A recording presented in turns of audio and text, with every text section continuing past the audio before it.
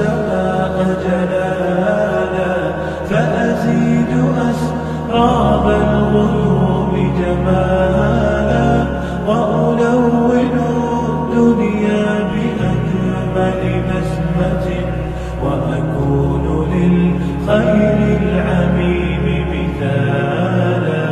أسمو وأجتاز السماء جلالا، فأزيد أسراب الغيوم جمالا، وألون الدنيا بأجمل بسمة، وأكون للخير العميم مثالا.